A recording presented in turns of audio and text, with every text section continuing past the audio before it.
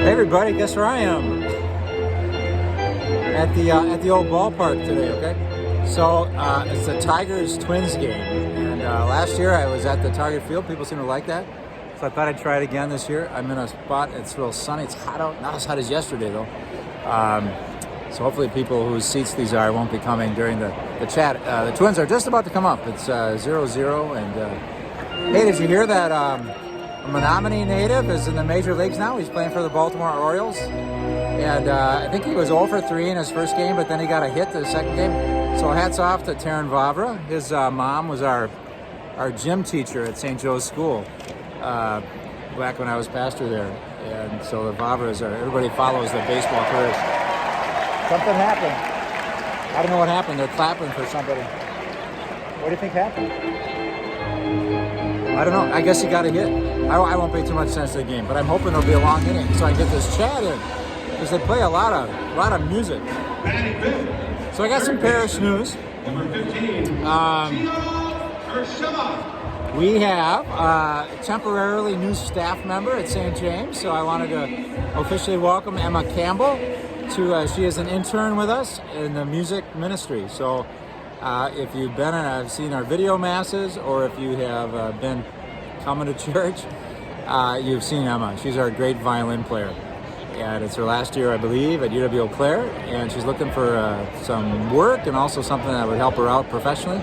And so she's going to work real closely with Mary Kolstad, our music director, and she's going to try to get a children's choir going, so that'd be great.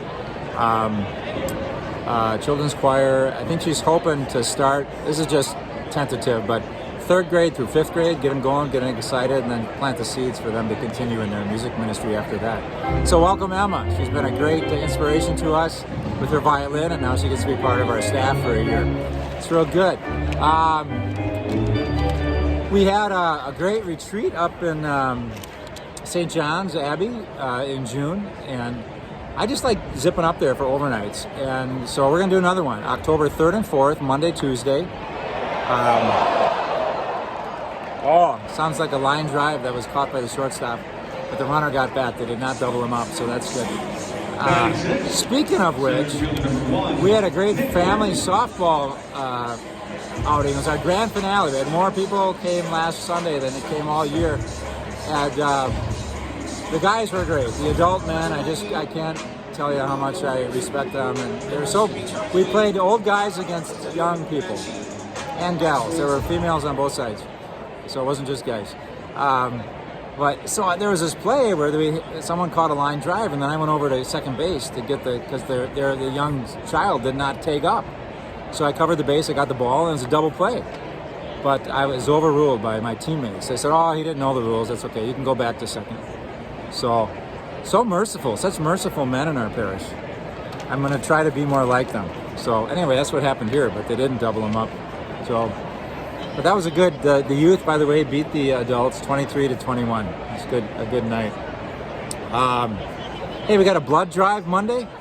We have, I'll talk about St. John's in a minute, but we do have a blood drive this coming Monday. There's room in the afternoon if you'd like to give a pint. You can call the office or you can register at the Red Cross. Okay, they'll be right at the gathering space at St. James. So I mentioned St. John's Abbey retreat. So just go up there for overnight, pray with the monks. It's not a preached retreat. It's not like I'm going to be giving talks. We will have a time when we pray together with the scriptures in a Benedictine kind of method called Lectio Divina, and it's just a time to get away. If you want to travel with us and then just be solo the whole time, that's fine. But we stay at the guest house at St. John's and we pray with the monks. I'd like to do at least that much, I guess, if you go. And so that's good. They really had a very hospitable to us in June, and they're looking forward to see us in October. And the good thing about this trip is that last time we could not visit the nuns because they were having their annual retreat. This year they should be free. Sister Michaela said the only thing, if we have a funeral, then we won't be able to meet you. But otherwise, they're free to be with us. So the plan is to leave, 8 o'clock or something from St. James, and then get to College of St. Benedict, or I think it's called St. Benedict's Abbey. It's where the sisters live. It's on the campus there. And have have midday prayer with them at 11:30, and then eat lunch with them, and then over to St. John's. We'll spend the rest of the day. So anyway, if people are interested in that, I booked 5 doubles and 5 singles with the guest house, so I can take 15 people. So let me know. And maybe if there's big interest, maybe they have more room for us. We'll see. Oh, I heard the. Okay, it's good to be at the ballpark, isn't it? I'm here with Father Lindner. He bought us popcorn, and Father Kuntz, and he's having a glass of apple cider over there. Father Parr is the main guy who is organizes this for us. He's a basketball or a baseball fanatic in a really good, positive way. So, base on balls, first and second. I think I picked a good time for this. And then Father Al Sloviak. So speaking of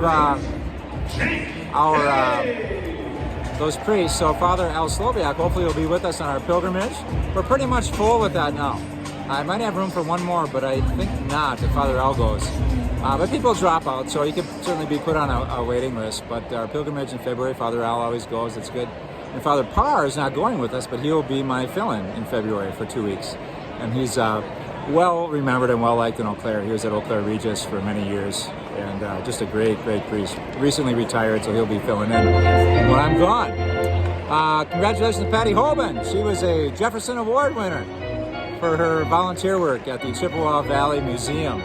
That is really, sometimes in church we just emphasize so much what you can do for church, like be a Eucharistic minister, a greeter, a reader, teach CCD. We need all that stuff. We really do. In fact, we need CCD teachers, religious ed teachers. We need 5 of them.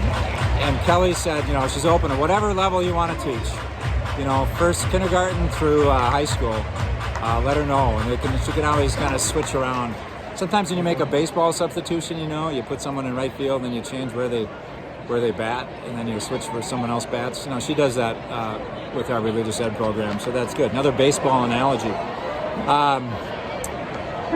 Summerfest is coming up, and but I didn't finish my thought.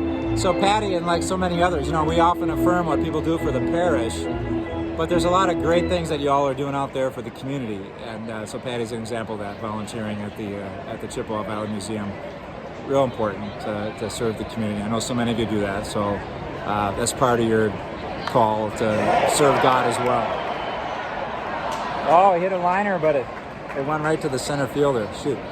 Wow, got everybody excited. I hope we get a run. Let's see, what else we got? I think the main thing is, of course, our Summerfest. So we got Summerfest coming up.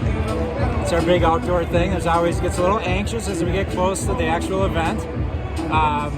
We want it to be fun. We want it to be a time of low stress for people and to enjoy. Of course, the organizers always feel a little stressed and are worried about things. We can all help them by just volunteering for something to help clean up after the chicken dinner, or set up for the chicken dinner, or help take down or put up, or work children's games, or a lot of those kind of things you can do.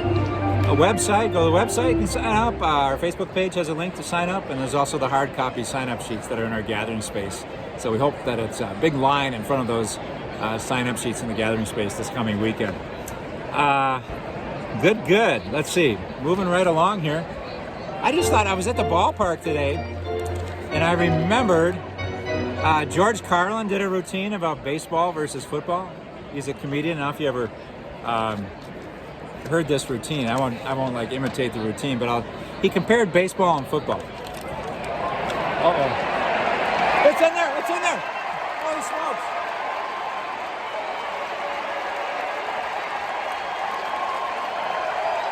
Oh.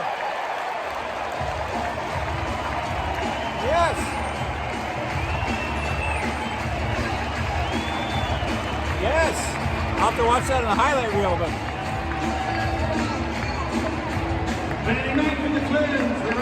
it was a stand-up double to left field line, but he's only on first base, so I don't know what happened.